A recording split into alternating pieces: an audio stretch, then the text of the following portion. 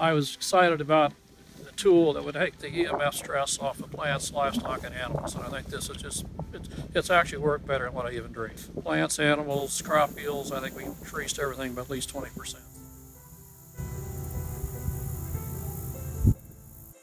Hi Dan, I'm John Wood. I'm a fifth generation family farmer in Lewis County, northeast Missouri, 2 miles away from the Mississippi River. This is some of the beautiful hill country as it falls off into the river valley.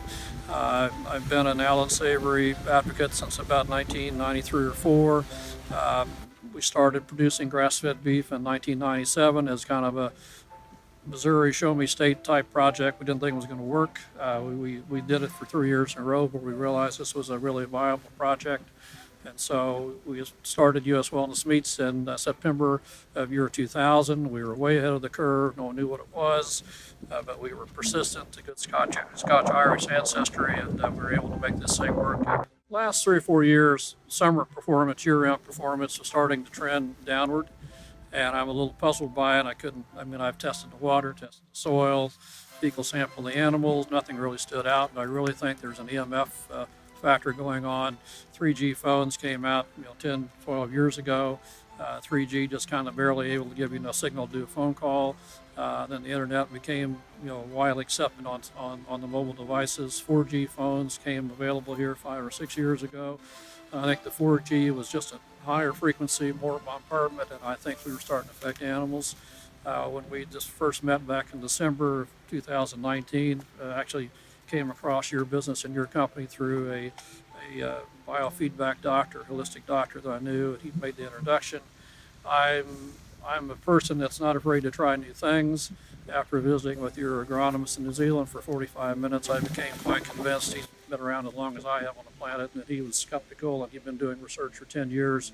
And he said, you're going to see a 20% increase in grain crops, 20% or more increase in live animal performance. Plants are going to be better. And it's kind of fascinating to me that EMF stress is going to affect green living plants. It affects the photosynthesis, affects the plant's ability to grow. And I've seen ample evidence. I just produce a ton of forage.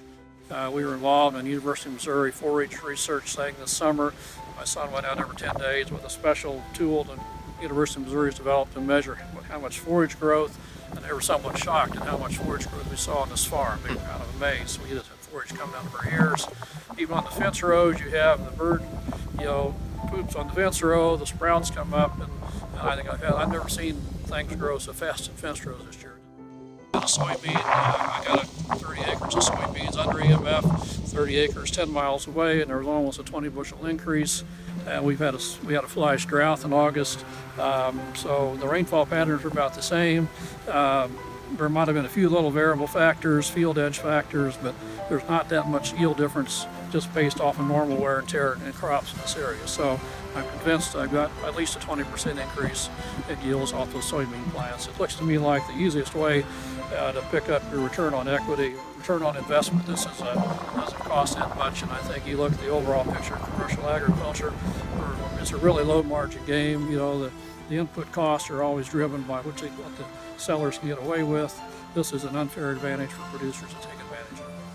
Just weighed some of these animals over my shoulder about 2 weeks ago, and it looks to me like they're gaining about 2¼ pounds a day. Now this is no grain inputs, no energy inputs whatsoever. This is just forage growth, and we had some really hot days this summer.